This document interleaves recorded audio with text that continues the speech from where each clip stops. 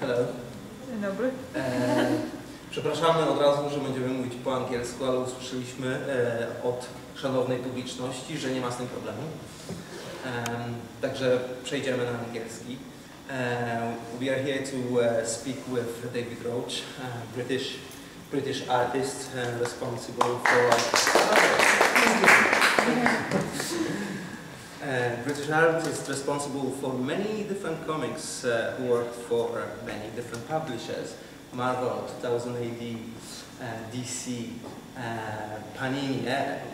Too many to count. We will try to aim at introducing David's work with the slideshow we prepared, and along the slideshow we will discuss, your work, and David's work. So, hello David. Hello Bartosz. Okay, so can you tell us a little bit about Hellfire, because this is actually your amateur work, but this is the zine that you created with your brother. Yes, yeah. When I was 18. When he was 18. Yeah. One thing that is interesting about this is actually the fact that you have written articles for it. Yes. And drawn comics for it as well. And interviewed comic creators. So Alan Moore. We were the second. It was the second ever interview that Alan Moore had before he became world famous for V for Vendetta and Marvel Man and Watchmen and all these sorts of things. Mm-hmm. You mentioned that he was very accessible, but he was. Well, he was just a regular person, slightly crazy, but he wasn't the sort of the big star that he is now. Mm-hmm. So yeah, we just went out for a meal and just talked about this new comic he was doing for DC, Swamp Thing, which he just started doing, and yeah, it was terrific. I showed that at the beginning because I would like to mention the fact that what you started to do when you was 18 is actually what you have become as a professional, because besides the artwork we will look at in a second and discuss it, you also a comic book historian, and you wrote 15 books so far. Yes. Could you tell us a little bit about them? I mean, the latest book about Spanish, Well, yeah, I mean, I'm just a comic fan who happens to be able to draw.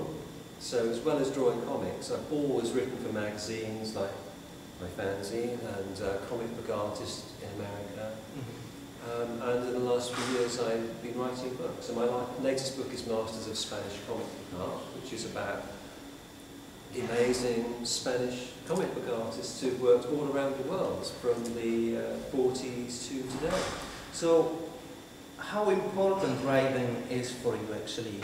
Would you say it's equally important as drawing, or you prefer? Well, I suppose I'm an artist first, but I just love great art, and if I see something that I like, I think other people might enjoy it as well.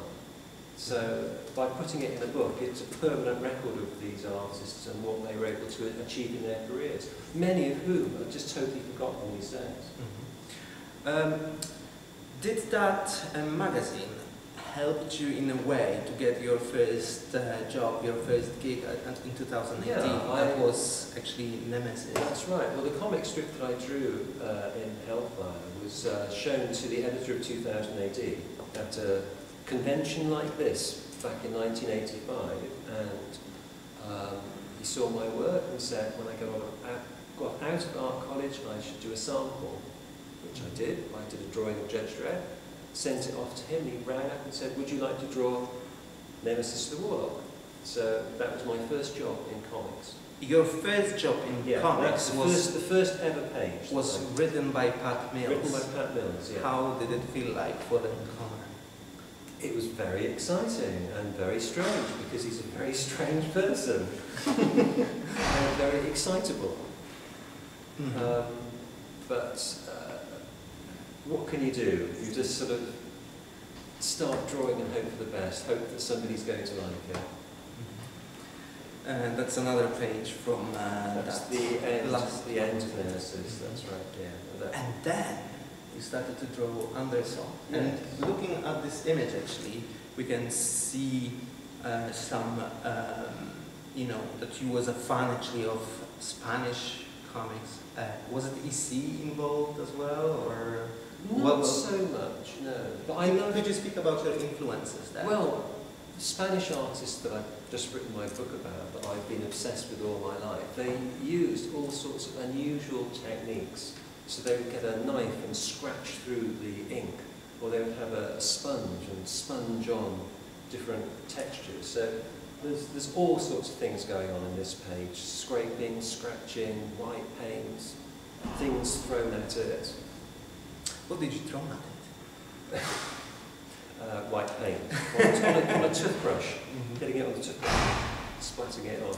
That's another of your Anderson pages. Yeah, that was my last answer for a while. Yeah. This is Anagram. This is a character called Judge Death in the top, who's a very popular villain in British comics. I think what is interesting in terms of creation of comics is actually amount of work you have to do on the costumes of judges. Do you enjoy that process? Is it getting any easier with time? It's not getting any easier, no. They are so complicated, so detailed. This character was created by Brian Bolland, who's a very famous British artist. And he was given as long as he wanted to draw these characters. So he just made the costumes as detailed as he possibly could, without thinking that other people are going to have to follow on from him later on. This is an interesting one, and it actually shows background a little bit to how comics works. This is a page you've been asked to do as a sample. Yeah, actually, this was for a company called Tops in America, who are mostly a gum card company, but they published comics for a while, and they were putting out the X-Files, so they asked me to do a sample page. So it's just showing all the different characters, just to prove that I could do likenesses. Well, but unfortunately they had a problem with it, didn't they? They didn't like the way I drew Gillian Anderson. And can you understand that? Because I can't. Because they said she wasn't, because that looks like Gillian Anderson, but that wasn't good enough. They didn't like the way she looked. They thought she wasn't beautiful enough. So they asked all the artists in the comic strip to make her more beautiful than she really is. Which is shocking, isn't it? It is shocking. And I don't understand why they did that, actually. It's an amazing page. Yeah, I won't say that joke. Okay, so apart from working for British comics, you also worked for American publishers. You work on many science fiction comics. Yes. You inked them, but you also drew them. This was Star Wars for Dark Horse. This was the second Star Wars comic they published, called Tales of the Jedi. And my whole career I've been asked to draw pretty girls. This is basically everything I draw. And so this is a character called Nomi Sunriser, who's a beautiful girl with lovely long hair. You worked for DC as well. You worked a lot on Batman. You worked also on Lobo. Could you actually tell us a little bit about work with DC? I mean, how does it look, how did it look back in the days when there was no computers? Could you tell us a little bit about how the process looked like of printing, sending pencils, etc.? It was a very, very long process. I would have a script, I would pencil it, post it to DC in New York, via FedEx. They would have someone to letter it, but then post it back to me. I would ink it, I had to post it back to them. Then they would post it to a colorist who would make, I don't know how they colour comics, quite honestly, but they would post it to him. And we would do this every week. So it was, these days we have a computer, so you can just scan the page in, it gets sent off. It's the easiest thing in the world. Life is easy. You can live anywhere. You know, as long as you have a computer, you can live anywhere in the world and just send it off. Have you ever been thinking of swapping your tools for digital ones? Never. And why is that? Never. I just like having a pencil in my hand and drawing on the page. That's the enjoyment for me, not looking at a screen all day. Mm-hmm. And I'm rubbish at computing, so I would be terrible. Mm-hmm. But this is what I like, having actual pages. So Okay. you can show to people. Yes. Comics is not the only work you did. Indeed not. You No. worked for gaming companies? This is for a company called Wizards of the Coast, and this is an illustration for Dungeons and Dragons. Mm-hmm. This is a monster manual, I think, of some sort. And now I have to ask you about something here, because you said you have no idea how people how colorists work, but it's clearly a colored page. It is, but this is watercolour. Mm-hmm. So I draw it out, ink it, and then just put the watercolour straight on top.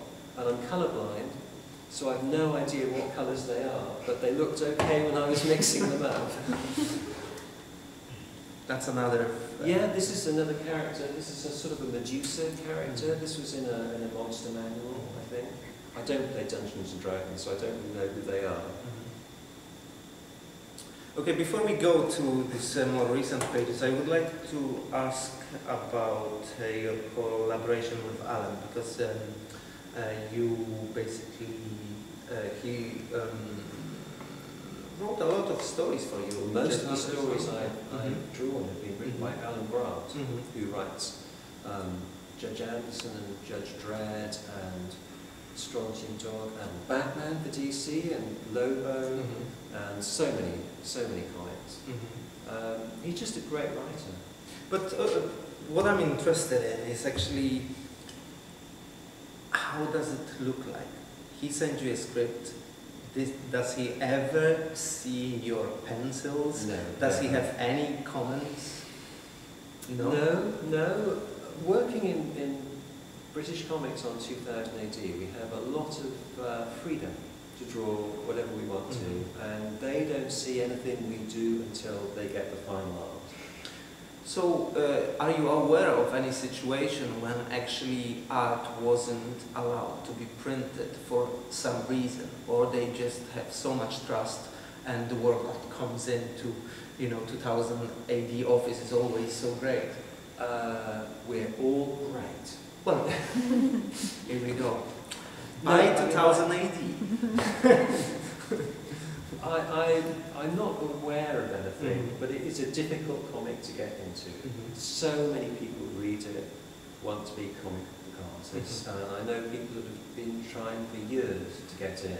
But once you're there, they generally trust you to do something that's okay. Well, that's more recent, Judge Dredd. Yeah. This is from about... Different style. About three or 4 years ago, yeah. And this is painted. It's pen and ink, just like most comics are, but then it's painted in grey with gouache paint and a bit of sort of pencil on top as well. And it's just a really nice technique to get the subtle shading on the face that you can't get with lines. Well, I would like to know, how do you use, well, you could do it easily in Photoshop, and I know something about this page because I own it. You own it? There is actually this drawing of the girl next to the judges is actually redrawn, and if you look at the page under the light, there's something different behind it. Why? I didn't like what I drew before. I thought it was terrible. And I can't stand the idea of sending something in that isn't as perfect as I can possibly make it.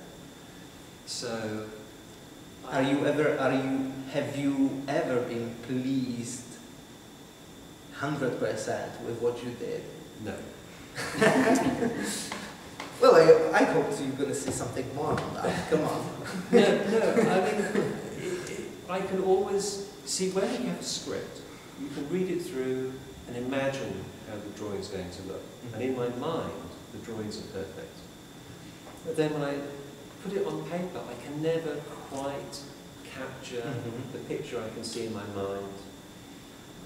I think the drawing underneath that panel must have been absolutely terrible. But I just couldn't stand it. I couldn't stand the thought of sending the page in like it was. To be honest, I quite like it, and sorry we can't show it to you, but I think you made a good decision. The face that's there, yeah. it's quite a nice one. It's a shame it's a bit squashed on the screen, but that's another page from that. That took only 2 hours to draw, isn't it? That's right. 2 hours. It was more like a week, I think. A week. Yeah. That was these are roads that are just twisting around each other. That's another page from this comic, Famous Chin. That's very Brian Bollandy, isn't it? Yeah, I do like Brian's version of the character. That is actually based on a photo I found of Bruce Willis. Is it? Yeah, I think he's Bruce Willis from Die Hard. I think so, but he just it's a tiny little photo, and I just thought, yeah, he could look like Judge Dredd. So I just drew it up, put the helmet on, and it was, there you go, he's Judge Dredd. Now that you said it, I believe you. Tootsie, it's probably the only character you created. Yeah, I suppose she is. She's a character from Judge Dredd. She's a sort of a psychic magician detective, and she has lots of cats. And I just filled the page with as much detail as I possibly could. Vampirella, it's one of Vampirella seems to be one of your favorite characters. Absolutely. Because not only you've drawn covers for the American market, which were colored by somebody else, but you also wrote quite a big book about it. Yeah, I've written a book about the art of Vampirella for Dynamite in America, and I've written about her original artist, Jose Gonzalez, and then next year I'm going to write another book about Vampirella for her 50th anniversary. It's going to be sort of this thick, I think. David is a real fanboy, just like us, isn't it? I can't deny it. Besides comics, you also like to do life drawing. Yeah. How does it feel in terms of work you put in it? It is clearly a labor of love. You are not doing this for money. No. It's just something you enjoy. I love drawing. I think that's why we all get into comics, is just a love of drawing, a love of characters. So I do a lot of commissions for fans. This drawing started off as a commission for someone, and I liked it so much that I thought, no, I'm not going to give it away. So I did them another drawing, and I kept hold of it. This was another one that I actually did this one for myself. I found a perfume advert. There was a picture of a girl who had a head on her hand like this. So I just used the pose and stuck a body on, and then changed her face to look like Vampirella. And it really, I'm just so pleased with how it came out. That's one drawing that I can look at and say, yes, I like it. Unlike all the others which I don't like, that one I do. So, which work is actually your favorite? Would you prefer to work in comics, or maybe, I mean, what I'm trying to ask, it is what is more enjoyable for you to do actually? Is it comics or drawing? I do enjoy comics, but comics are hard. It's so difficult. You have to draw lots of different panels on the page and tell the story and draw things that are like an enormous crowd scene, which takes days and days to do. But with drawing, you can just concentrate on one figure, and I think it's more enjoyable for me. But maybe I'm just lazy. Maybe that's the problem. Comics are just too hard. Is it relaxing though? It's right. It's relaxing. Yeah, it is. I found it fascinating that after drawing all day, you're relaxing doing more drawings. That's right. Well, you know, artists have no life, and we're crazy. So I think that's the only explanation. Okay, I believe you. Yes. You're working on a lot of Doctor Who, not only recently, but for many years now. You inking, but you also do covers for them. Yeah, I've been working on Doctor Who for 17 years now. When I started, there was no Doctor Who TV show. It had been cancelled years ago, but there were enough fans that they were still interested enough to buy Doctor Who magazine. But this is a cover for a collection of comic strips, and my publisher Panini do several of these a year, and I do all the covers for them, and it's really, really enjoyable. You have quite a few actually. Yeah. That's Matt Smith there. Do you use reference actually, or are you just... Oh, absolutely. You have to have reference to get these sorts of likenesses. Is that the latest one? Yes, that's the latest cover. Yeah, that's just come out in Britain this week, I think. I'm interested in the lighting, in the light in these drawings. How do you get it? Is it actually on the photograph you use for, or is it something that you feel?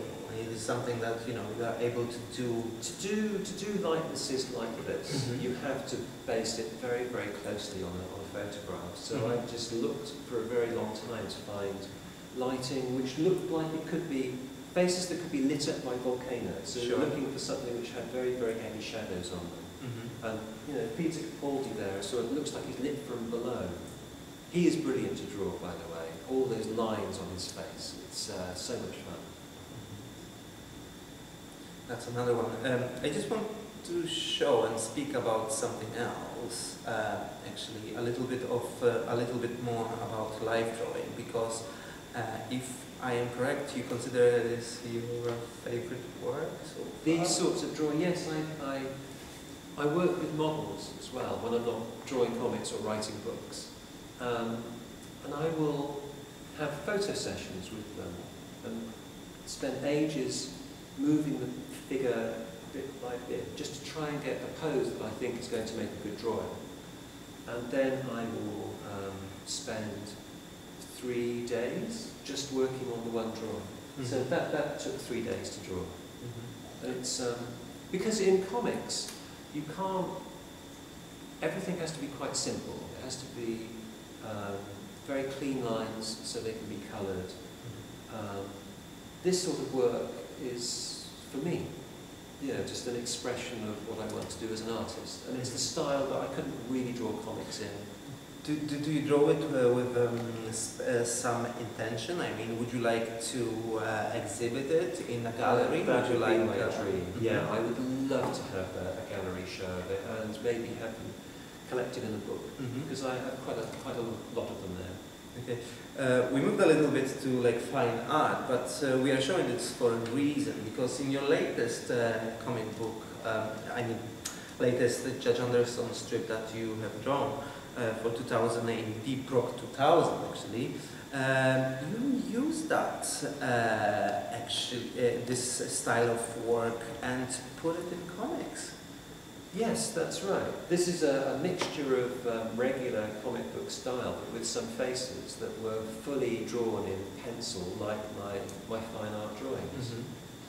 This was a very, very special story, an anniversary celebrating 2,000 issues of 2018.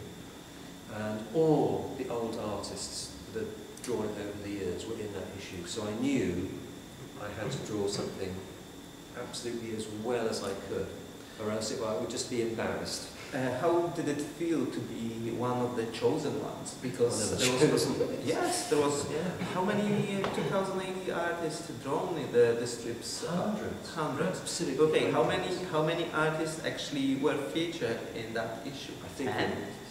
15? No, I think it was 7 or 8 altogether, something like that. Must feel pretty special.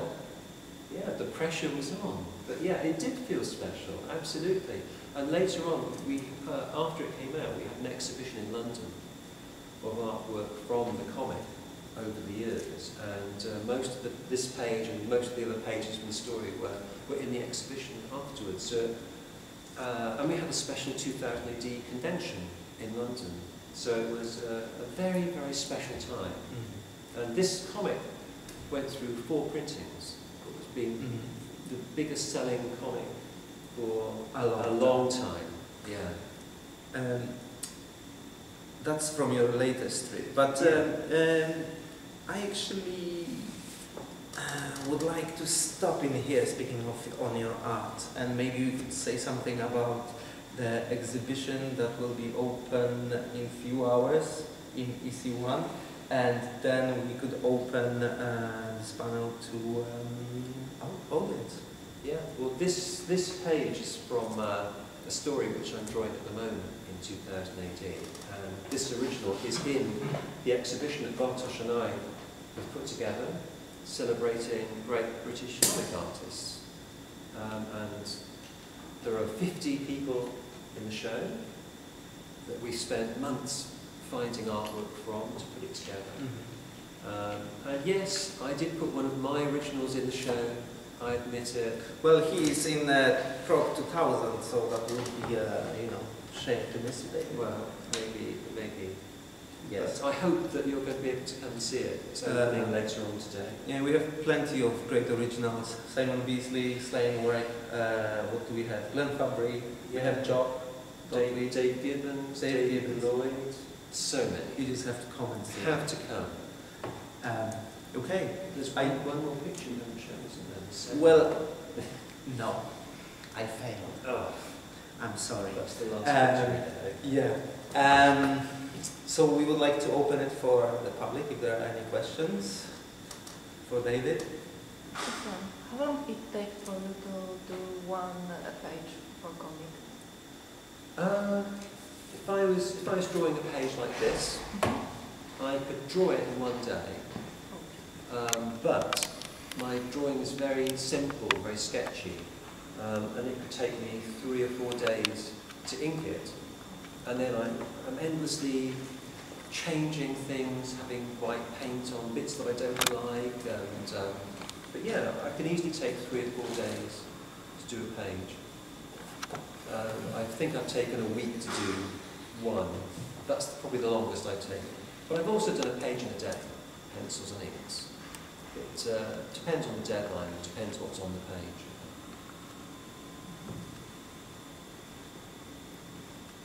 So I have a question. I need to ask it definitely. Because you said that your this exhibition today is about British, right, artists. Yes. But we were talking today about getting Polish artists to UK as well. So my question is, and I hope that you're expecting this, do you know any Polish artists? Funny you should mention it. I do really like an artist called Roshinsky. I'm hoping to maybe get his signature tomorrow on a Thorvald comic. I hope the same. I hope so, I hope so. And it would be fabulous, since we've had the great British comic artists shown in Poland, we should have Polish artists shown in Britain. And this is something that we're hopefully going to be working on, maybe for next year. Next year, perhaps. Yeah, Yes. yeah. Yes. To get But maybe we start working on it next year, so it's like maybe next year. No, we should do it. Yeah. But British people know nothing about Polish artists at all. And they are missing so much, and I think it's very important for us to do it. So Apart yeah, from Simon Bisley, of course, who is half Polish. Him we know. If somebody didn't know, yeah, his mum was Polish. He's Polish. Isn't he? Yeah. It was very exciting for me today coming to this show, walking around the arena, seeing so many comics and artists that I just had never seen before. So many different styles and approaches. And I think that would be something that would be fascinating for a British audience, because we just don't know about the things that are going on here. Yeah, that's the plan. Yes. Any more questions? Can you tell us about your inspirations, like who is your favorite artist, or can you recommend somebody that maybe not really famous in Poland? Who's your favorite? Let's simple it. For drawing for 2018, my big inspiration was Brian Bonner, who probably know from Killing Joke, comic he drew about the Joker and Batman. His style was just, the first time I saw it, I fell in love with it. I thought it was fantastic. He was absolutely my hero growing up, and I ended up drawing his characters. Judge Anderson was a character he created, Judge Death he created, and he's a friend of mine now as well, which is a very strange experience. But outside of 2000 AD, I really love an artist called Jose Gonzalez, who drew Vampirella in the 70s. An amazing, amazingly talented artist who I just happened to have written a book about, which came out a few years ago. He's one of these people that can just draw anything. He only had to see something once, and then he could draw it perfectly from memory. Absolutely extraordinary. There are some people that can just draw better than everybody else. Life is just not fair, and he was one of these people. He would go to nightclubs and just draw portraits of people in the nightclubs, and they were just almost like photographs. Incredible, incredible. But he was the laziest artist ever. It was impossible for the publishers to get anything out of him, because he used to love going to nightclubs far more than he liked drawing. Yeah, life really is Real artist. I realise. No, but the rest of us aren't like that, you know. We're there drawing till midnight every night. How we suffer, you can't imagine. I bet. Okay. According to previous pages we saw on Judge Dredd and Judge Anderson, yeah, for example this, was it printed black and white or in color? It was published in black and white. Yeah, yeah, and I knew it was going to be in black and white. Yeah, We I've got actually it have here the somewhere. And was ever such style by you colored by someone else? I have been coloured by other people in the past, yes, a lot of times, and You I didn't just- like it? I just prefer it in black and white, because then you can see the pure artwork. Colour gets in the way. I mean, I have had some very, very talented people colour me, so I can't complain. But I'd much rather it just be seen like this. And it did come out very well in the end. It was printed well, so I'm very pleased with how it looked. The paper is good. It is, but that's because it was a special issue. Yeah. They really went to town on it. So I was wondering, maybe you do have someone who can color, who would be colored your work. Adam Hughes. Adam Hughes. Yeah, I don't know if everybody in the room knows Adam Hughes' work. He does covers for DC Comics. Yeah. And Catwoman, he's very famous for. And he did lots of Wonder Woman colours as well. And he is incredible. Alex Ross as well. I'd be happy for him to colour me, because he would paint it and it would just look beautiful. It's unlikely that Adam Hughes and Alex Ross are going to colour me, but that would be my dream. If I could have anybody, it would be those people.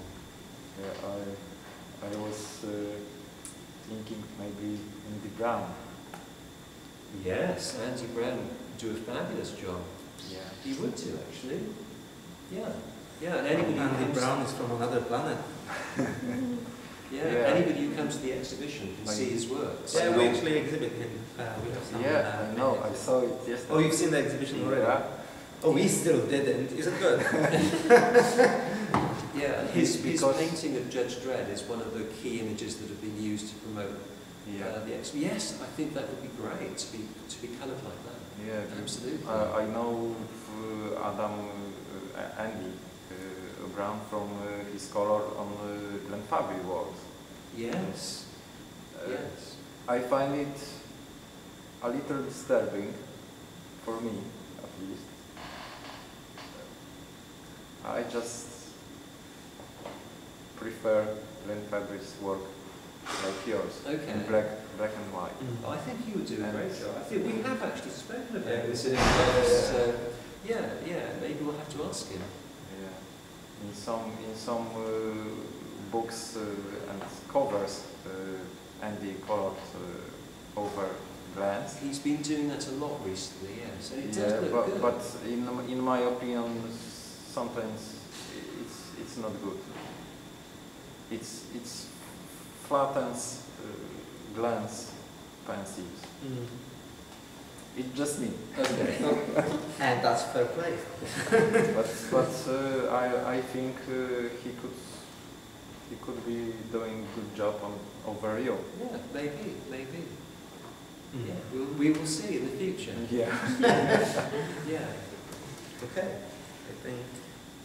Is that okay? Yeah. Time wise. There we go. Thank you. Yeah, thank you everybody Thank for you. coming. Thank you very Thank you. much.